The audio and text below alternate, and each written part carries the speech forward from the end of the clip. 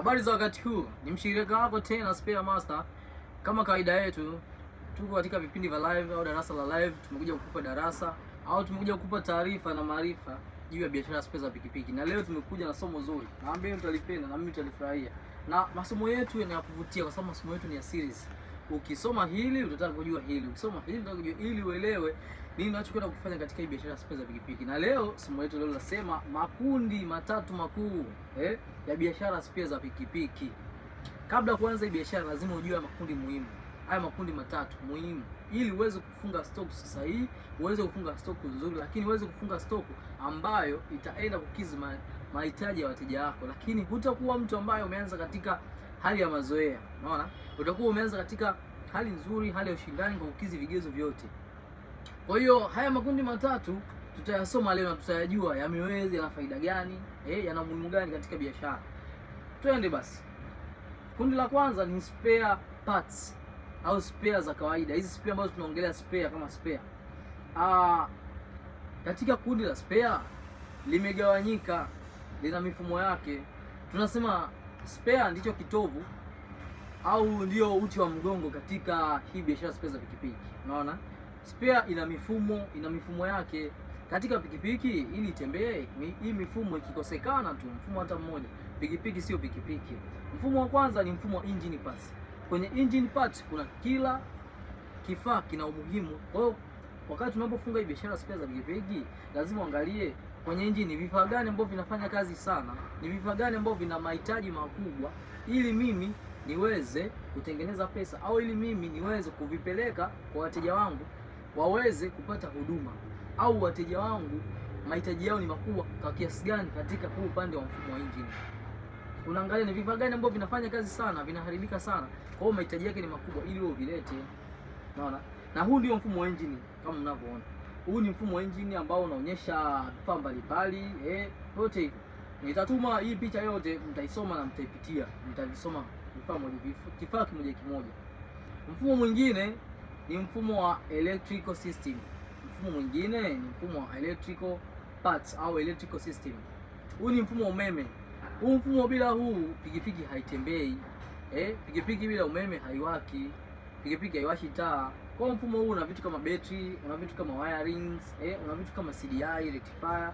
Kwa hiyo ni vitu vidogo vidogo, unaangalia ni vitu gani ambavyo ni muhimu katika hapa pikipiki.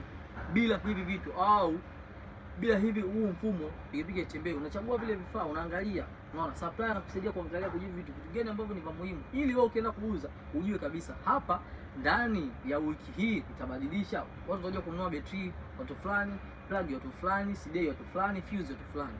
Unaona? Lakini mfumo wa body parts, huu ni mfumo wa nje, ule muonekano wa nje, vitu ambavyo vinajenga pikipiki, mfano mabampa, mfano tenki, mfano show la mbele la taa, mfano mudguard, mfano seat. Unaona? Kwa huu ni mfumo wa body. Kwa bila huu mfumo pikipiki haiwezi kuwa na mfumo, utakuwa ni mfumo katika wa skeleton au tunaongelea chassis. Kwa ili pikipiki iweze kuundwa, kufunikwa vizuri na kuleta mvuto na muonekano, mfumo wa body parts unazungumza au mfumo wa body system. Unaona? Na hivi ndio mfumo ulivyo. Mfumo mwingine ni mfumo wa suspension and brake system. Hapa huu ni mfumo unaohusika na mfumo wa suspension, unahusika na mfumo wa kuzuia mtingisho. Mfano shock up za mbele, shock up za nyuma. Unapopita kwenye korongo au unapopita kwenye tuta, ile hali ya kutingishwa ile shock au ule mtingisho unaweza kusaidiwa na hizi shock up. Shock up zinakuwa au tunasema ni spring, zinaweza kusaidia shock absorber. Zinazuia ule mtingisho kuwa mkali. Unaona? Lakini mfumo wa brake system, vitu kama sprocket, mfumo wa brake system ni vitu kama brake shoe, brake pads, brake panel, ili pikipiki isimame lazima iweze kuwa na huu mfumo wa brake. Bila huu mfumo pikipiki haiwezi kusimama. Kwa hiyo ni wa muhimu, lakini unaangalia vitu gani ambavyo muhimu vya kuchukua ili mimi niweze kufanya mauzo ya haraka, ni vitu gani ambavyo vinaharibika haraka. Na hii mifumo yote ina vitu vya muhimu sana. Supplier ambaye hana uzoefu hawezi kuchagua hii mifumo vizuri. Atakuwekea aidha aweke vitu vya engine vingi au aweke vitu vya mfumo wa matairi vitu vingi. Mwisho wa siku stock iwe nyingi ambayo haina mahitaji. Na watu baadaye wanakuja kulalamika kwamba bidhaa zangu sipati faida, sipati mauzo. Jamani, tafuteni maarifa na taarifa, na taarifa na maarifa sahihi utaipata hapa Spare Master. Ni kama hivi. Mfumo mwingine wa transmission parts. Unaona? Huu ni mfumo wa tuseme ni mfumo wa kuvuta. Tuseme transmission part ni mfumo wa kusambaza nguvu. Injini inafanya kazi ya kutengeneza nguvu ya pikipiki itembee, lakini injini peke yake haiwezi kufanya pikipiki itembee. Lazima kuwe na mfumo ambao unasababisha sasa ile nguvu inatoka kwenye injini inaenda kwenye matairi ili matairi yatembee. Au unakutana na kitu kama sprocket shaft, cheni, sprocket ya mbele, sprocket ya nyuma, cheni inakuja na inakaa kati ya sprocket ya mbele na ya nyuma ili kuweza kuvuta guduma la nyuma pikipiki itembee. Huo ni mfumo wa transmission parts. Unaona? Mfumo mwingine ni mfumo wa wheel parts. Mfumo wa matairi. Hapa tunaona kama kuna vitu kama matairi, chubu, Kwa ni vitu kwa muhimu ambavyo vinahitajika, vitu kama nali, valve key, Kwa hiyo sisi kama Spare Master unapofunga stock na sisi lazima tukuzingatie. Utakwamaje ikiwa ni vitu unavyoviuza ni vitu kwa muhimu ambavyo vinahitajika sokoni. Uwezi kwa. Kundi la pili ni kundi la lubricant and oil, mafuta na vilainishi.